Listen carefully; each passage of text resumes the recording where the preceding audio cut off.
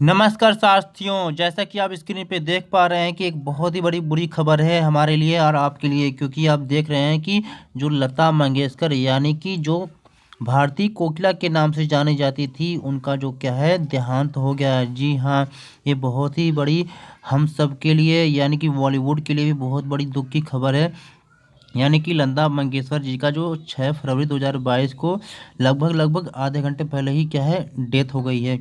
तो इनका जो जन्म हुआ था 28 सितंबर 1929 को हुआ था।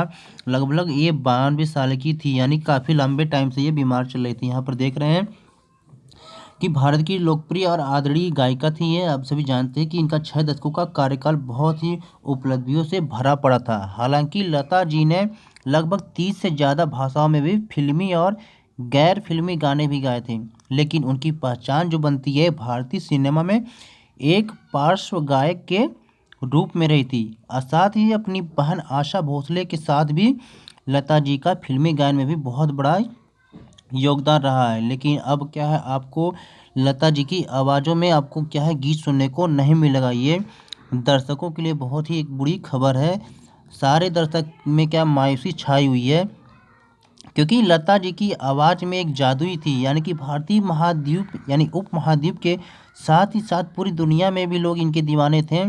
टाइम पत्रिका ने भी उन्हें भारतीय पार्श्व गायन की अपरिहार्य और एक छत्र सामग्री स्वीकार किया था। तो आप सभी जानते हैं कि लता जी को भारत रत्न यानी कि भारत सरकार के द्वारा भारत रत्न से भी सम्मानित किया गया था। और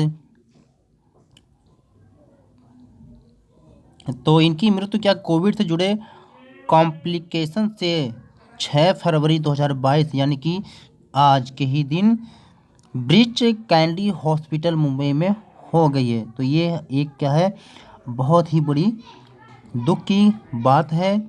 ये लंबे टाइम से बीमार चल रही थी, तो अब क्या है ये 92 साल की हो गई थी, इसके बाद इनकी मृत्यु हुई थी। तो प्लीज़, तो ये हम लोगों के लिए बहुत एक बड़ी बुरी खबर है।